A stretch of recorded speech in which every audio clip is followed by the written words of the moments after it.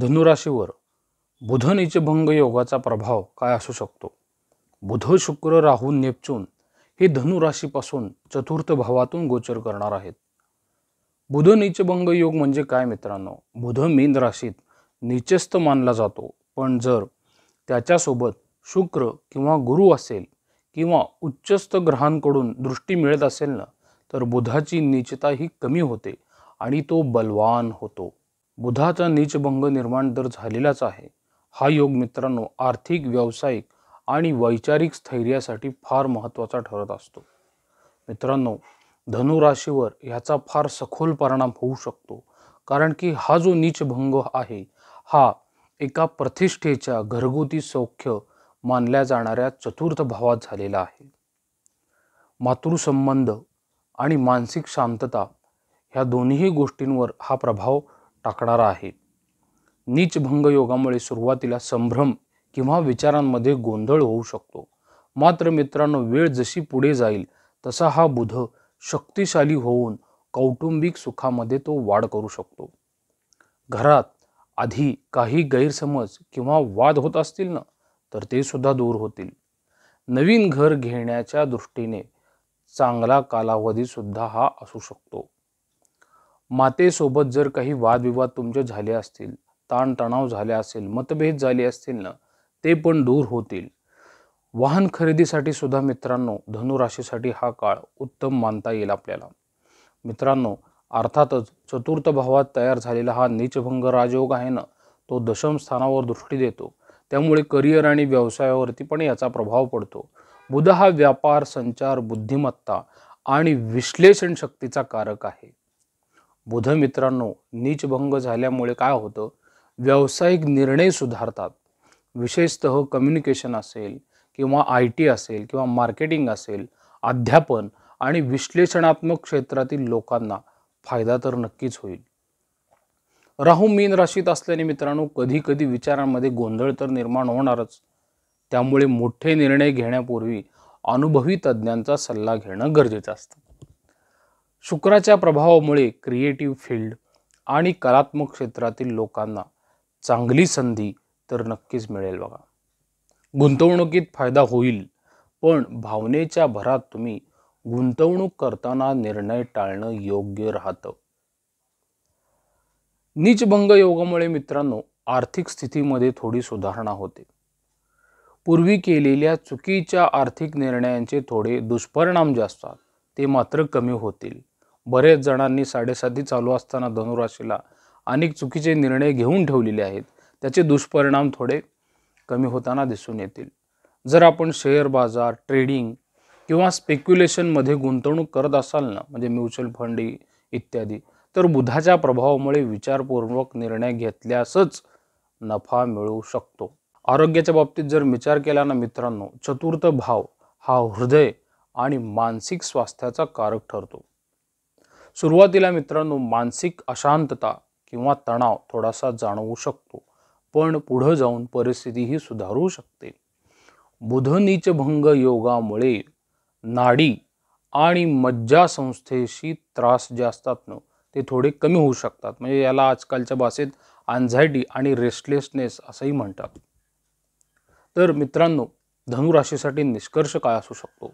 बुध मीन राशीत नीचस्थ असला तरी तो शुक्रासोबत असल्याने नीचभंग योग करून बलवान होईल, जो धनुराशीच्या व्यक्तींसाठी फायदेशीर ठरेल. व्यवसाय, नोकरी आणि आर्थिक स्थितीत नक्कीच सुधारणा होईल. कुटुंबातील तणाव कमी होण्यासाठी आपण जरूर प्रयत्न कराल आणि त्यातून आपल्याला यशही मिळेल. घर संपत्तीशी संबंधित निर्णय जे आहेत ते सुद्धा सकारात्मक ठरतील. आरोग्याच्या बाबतीत थोडी काळजी मात्र घ्यावी लागेल. विशेषतः तुम्ही मानसिक स्वास्थ्यावर लक्ष द्या आणि चिडचिडेपण टाळा. या योगामुळे काय होतं? सुरुवातीला संघर्ष थोडा वाढतो, पण शेवटी हा चांगला परिणाम देणारा कालखंड ठरेल. मकर राशीसाठी मित्रांनो बघूया. रवी कुंभ राशीत, मंगळ मिथुन राशीत, बुध शुक्र राहू नेपच्यून मीनमध्ये. आणि मित्रांनो काय होतं मग? मकर ही जी रास आहे ना, ही पृथ्वी तत्वाचीच मानली जाते आणि शनीच्या ती आधिपत्याखाली येते. राशीचा जातक जो असतो ना, तो काय होतो, फार प्रॅक्टिकल होत जात असतो पुढे पुढे. मेहनती आणि दीर्घकालीन विचार करणारा तर तो असतोच, तर काही क्षेत्रात संधी तर काही ठिकाणी आव्हाने मकर राशीसाठी दिसत आहेत. आर्थिक स्थितीबाबतीत जर विचार केला ना, तर द्वितीय भावातील रवी जो आहे ना, तो कुंभ राशीमध्ये आहे आणि रवी कुंभ राशीत असल्याने आर्थिक नियोजनच महत्त्वाचं ठरत असतं. डोळे झाकून कुठेही पैशाची गुंतवणूक केली तर ती नुकसानदायक ठरते. नवीन आर्थिक संधी मिळेल, पण धोकादायक गुंतवणुकीपासून दूर राहणं फार गरजेचं आहे बघा. एखादा नवा उत्पन्नाचा सोर्स सुरू करण्याचा विचार असेल ना, तर आंतरराष्ट्रीय स्तरावरती तुम्हाला संधीही मिळू शकते. जुनी थकीत रक्कम जी आहे ती थोडीफार परत मिळण्याची शक्यता आहे. सूर्यादयाम समायुक्ताम वित्तम या श्लोकानुसार रवी मजबूत असेल तर संपत्ती वाढते. त्यामुळे रवी संबंधित तुम्ही उपासना करणे तुमच्यासाठी फायदेशीर ठरते. कुटुंब व नातेसंबंधाचा विचार केल्यानं मित्रांनो, तृतीय भावातच हा बुध शुक्र राहू नेपच्यून योग तयार झालेला आहे, नीचभंग योग तयार झालेला आहे. आणि हा भाव जो आहे ना मित्रांनो, संवाद, बंधुत्व आणि धैर्याचा भाव आहे. त्यामुळे बोलण्यात तुम्ही गोडवा ठेवणं फार गरजेचं आहे, अन्यथा गैरसमज होण्याची शक्यता असते. बुध हा मित्रांनो शुक्र बरोबर असल्याने भावंडांसोबत थोडे चांगले वाद संवाद साधता येतील. त्यामुळे तुमचे जुने गैरसमज दूर होतील. राहू आणि नेपच्यूनमुळे काही लोक तुमच्याशी फसवणूक करण्याचा प्रयत्न करू शकतात. त्यामुळे जास्त तुम्ही विश्वास न ठेवलेलं बरं आहे. लेखन, क्रिएटिव्हिटी आणि मार्केटिंग क्षेत्रात लोकांसाठी हा काळ खूप चांगला असेल. नवीन शिक्षण किंवा कोर्स करण्याची पण तुम्हाला मित्रांनो संधी मिळू शकते. याचबरोबर मित्रांनो, करिअर आणि व्यवसायाचा जर विचार केला ना मित्रांनो, षष्ठम स्थानातून मंगळाचं गोचर होत आहे, ते सुद्धा मिथुन राशीतून. सहावा भाव हा मित्रांनो नोकरी, स्पर्धा, शत्रू, गुप्त शत्रू यांचा कारक असतो. मंगळ 6व्या भावातून असल्याने स्पर्धात्मक परीक्षेमध्ये यशही मिळू शकते किंवा कुठल्या कायदेशीर बाबीतही तुम्हाला तिथं यश मिळताना थोडं जाणवू शकते. पण मेहनत मात्र करावी लागेल, कारण षष्ठम भावात तो मंगळ आहे. मंगळ आरोग्यावर प्रभावही टाकू शकतो. त्यामुळे जळजळ किंवा थोडाफार रक्तदाब किंवा थकवा टाळण्यासाठी तुम्ही व्यवस्थित काळजी घेणं गरजेचं आहे. मंगलस्य प्रभावेण रिपुनाम नाशनम भवेद या श्लोकानुसार मंगळाचा प्रभाव असेल ना, तर शत्रूवर नक्कीच विजय मिळतो बघा. त्यामुळे मकर राशीची 7.5 जरी संपत आली असेल आणि थोडीफार चालू जरी असेल ना, तरी फारसा प्रभाव यांच्या आयुष्यावर नुकसानदायक नसणार आहे. तो ताब्यामध्ये राहील आणि त्यांना त्यांच्या कार्यामध्ये यश इथं मिळताना दिसत राहते. मानसिक आरोग्यासाठी तुम्ही योग्य उपाय करणं गरजेचं आहे. ध्यानधारणा आणि प्राणायाम हे तर मी सर्वच राशींना नेहमी सांगत असतो. अतिश्रम टाळणं गरजेचं आहे, नाहीतर आरोग्यावर परिणाम होत असतो. कोणत्याही मोठ्या गुंतवणुकीपूर्वी तुम्ही नीट विचार करा, कारण राहूचा प्रभाव जो आहे ना, तो एक मोठा संभ्रम तयार करेल. 3ऱ्या भावात राहू असल्याने कसलीही अफवा किंवा नकारात्मक माहितीवर लगेच विश्वास ठेवू नका. तर मकर राशीसाठी मित्रांनो निष्कर्ष काय असू शकतो? हा कालावधी संधी आणि आव्हाने दोन्हीही मकर राशीसाठी घेऊन येईल. आर्थिक सुधारणा होईल, पण विचारपूर्वक थोडा निर्णय घ्यावा. कुठून ना कुठून तरी आर्थिक मदतही होईल तुमच्या समस्या सोडवण्यासाठी. कुटुंब आणि नातेसंबंध सुधारण्यासाठी मित्रांनो थोडं संवादावरती लक्ष द्या. संवाद साधणे फार गरजेचे असते. नोकरी व्यवसायात स्पर्धा वाढेल, मात्र तुमच्या मेहनतीला योग्य मात्र फळ मिळणारच आहे बघा. आरोग्याची मित्रांनो विशेष काळजी घेणं फार गरजेचंही ठरत असतं. धैर्य आणि योग्य नियोजन केल्यास हा काळ तुमच्या दृष्टीने फायदेशीर ठरू शकतो. कुंभ राशीसाठी मित्रांनो विचार करूया. रवी कुंभ राशीत, मंगळ मिथुन राशी, बुध शुक्र राहू नेपच्यून मीन मध्ये. आणि ह्याच्यामध्ये काय झालेलं आहे मित्रांनो, कुंभ राशीच्या द्वितीय भावामध्ये हा नीचभंग राजयोग तयार झालेला आहे. तो धनभाव, कुटुंबस्थान असंही म्हटलं जातं. कुंभ ही मित्रांनो शनीच्या आधिपत्याखाली आणि वैचारिक स्वातंत्र्याची, नवनवीन संकल्पनांची रास आहे. या राशीचे जातक संशोधनीय, बौद्धिकदृष्ट्या प्रगल्भ आणि समाजात वेगळेपण जाणणारे असतात. या ग्रहयोगामुळे वैयक्तिक आणि व्यावसायिक आयुष्यात काही संधीही मिळतील, पण काही क्षेत्रात संभ्रम राहू शकतो. आर्थिक स्थितीचा जर मित्रांनो विचार केला ना, तर हा धनभावामध्येच तयार झालेला नीचभंग राजयोग जो आहे ना, त्यामुळे आर्थिक उलाढाली ज्या असतात तुमच्या व्यवसायातल्या, त्या वाढताना दिसून येतील. बुध हा आणि शुक्र एकत्र असल्याने कलात्मक आणि बुद्धिमान गुंतवणुकीतून तुम्हाला फायदा मिळू शकतो. थोडंसं तुम्ही बारकाईने ॲनालिसिस पण करणं गरजेचं असतं. राहूचा प्रभाव असल्याने मित्रांनो फसवणुकीपासून मात्र सावध राहा. कोणत्याही आर्थिक निर्णयात गोंधळ होऊ शकतो. नेपच्यून मीनमध्ये असल्याने मित्रांनो गैरसमज आणि भ्रम तयार होतात. संशय वृत्ती तयार होत असते. त्यामुळे नीट विचार करूनच गुंतवणूक करणं गरजेचं आहे. जर जमीन मालमत्तेशी संबंधित व्यवहार सुरू असतील ना, तर संपूर्ण कागदपत्रे तपासूनच तुम्ही त्याच्यावर सही करा किंवा निर्णय घ्या. कोणावरही आंधळा विश्वास ठेवण्याची ही वेळ नाही. तर काय होतं मित्रांनो, तुमच्याच राशीतून सध्या रवीचं गोचर चालू आहे आणि हा रवी काय करतो, स्वाभिमान मात्र वाढवून जातो बघा, आणि थोडा अहंकारही निर्माण तो करत असतो. त्यामुळे तिथं तुम्ही ताबा ठेवणं फार गरजेचं आहे. त्यामुळे वाणीवर सुद्धा संयम ठेवणं फार गरजेचं ठरतं. अन्यथा जवळच्या लोकांशीच वाद होतात आणि त्यामुळे मग पुन्हा मनामध्ये कटुता तयार होत असते. नवीन लोकांशी ओळख होईल, पण त्यांच्यावर लगेच तुम्ही विश्वास ठेवू नये. सध्याचा काळ तसा नाही. द्वितीय भावातील राहूमुळे मित्रांनो कौटुंबिक जीवनात काही थोडेफार गोंधळ निर्माण होऊ शकतात. त्यामुळे योग्य शब्द वापरणे फार गरजेचं आहे. जुन्या नातेसंबंधांना नव्याने जुळवण्याची संधी मिळेल. विशेषतः जर काही गैरसमज झाले असतील ना, तर ते दूर करण्याचा तुम्ही प्रयत्न करा, मनापासून प्रयत्न करा. त्यामुळे काय होईल, एक कुटुंबामध्ये आनंदाचं वातावरण निर्माण होईल. तुमच्याच राशीसाठी मित्रांनो पंचम भावातून मिथुनेचा मंगळ जात आहे. त्यामुळे काय होतं, क्रिएटिव्ह आणि रिस्क घेणाऱ्या लोकांसाठी हा काळ मात्र चांगला ठरत असतो. शेअर मार्केट, ट्रेडिंग, मार्केटिंग आणि मीडिया क्षेत्रातील लोकांना थोडाफार फायदा होताना दिसतो, जास्त होऊ शकत नाही. तथापि जोखीम घेण्याच्या बाबतीत सावधगिरी बाळगणे फार गरजेचं आहे बघा. कारण मिथुनमधील मंगळ जो आहे ना, तो गोंधळ तयार करतो आणि तो पंचम स्थानाशीच तयार करतो. नवीन व्यवसाय सुरू करण्यासाठी चांगला काळ आहे, पण मोठे आर्थिक निर्णय घेताना योग्य मार्गदर्शन घेणं फार गरजेचं आहे. विद्यार्थ्यांनी नवीन तंत्रज्ञान आणि स्पर्धात्मक अभ्यास यावरती लक्ष केंद्रित करणं फार गरजेचं आहे. कारण ज्ञानवृद्धीचे चांगले योग त्यांच्यासाठी तयार होतात आणि त्यातून पुढे त्यांना नोकरीची संधीही उपलब्ध होऊ शकते. रवी पहिल्या भावात असल्याने ऊर्जा आणि आत्मविश्वास तर वाढेलच, पण इतर तुम्हाला शरीर संबंधी ज्या काही तपासण्या असतात त्यासुद्धा तुम्ही वेळोवेळी आपल्या वैद्यकीय चिकित्सकांद्वारे करणं फार गरजेचं असतं.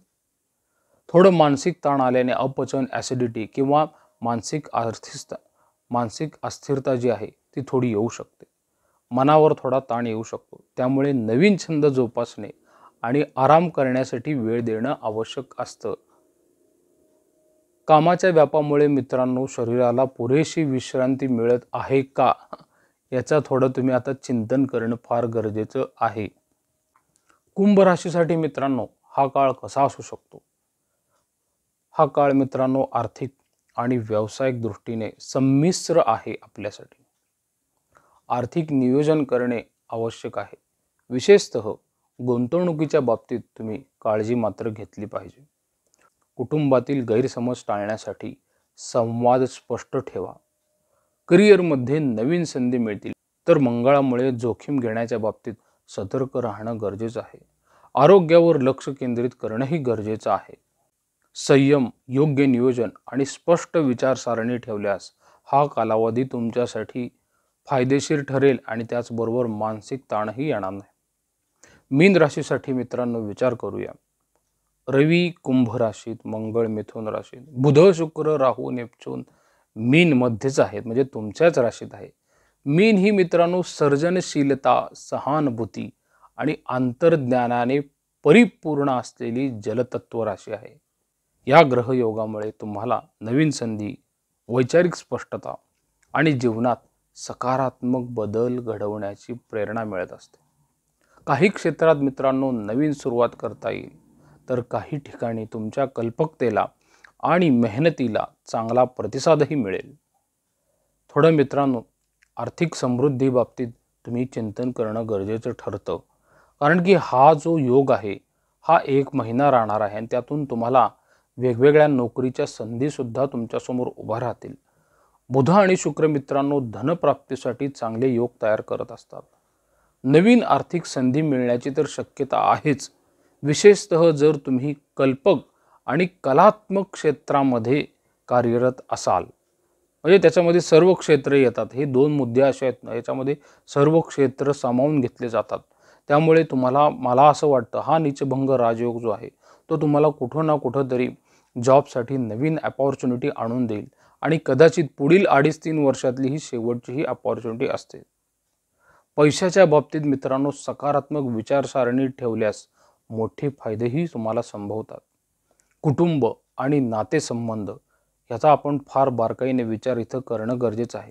कारण व्ययस्थानात रवी आहे मित्रांनो, त्यामुळे थोडा तो मनस्तापही वाढवू शकतो. कुटुंबात आनंदी वातावरण राहण्यासाठी तुम्ही काही जुन्या आठवणींना उजाळा देणं फार गरजेचं असतं आणि गोष्टी फार क्षुल्लक असतात, त्यातूनच हे वाद होऊ शकतात. नवीन नातेसंबंध जुळण्याची पण संधी मिळेल. तसेच पूर्वीच्या नात्यातील गैरसमज दूर करण्यासाठी सुद्धा हा काळ तुमच्यासाठी योग्य ठरेल.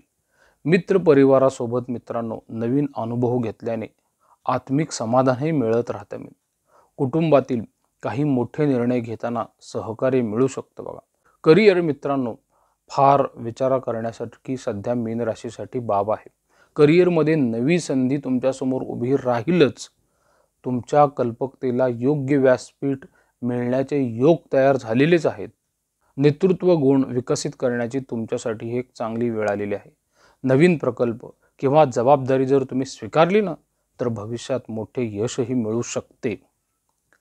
पण त्यासाठी तुम्ही मित्रांनो योग्य मार्गदर्शन घेऊनच पुढे जाणं कधी कधी गरजेचं ठरतं.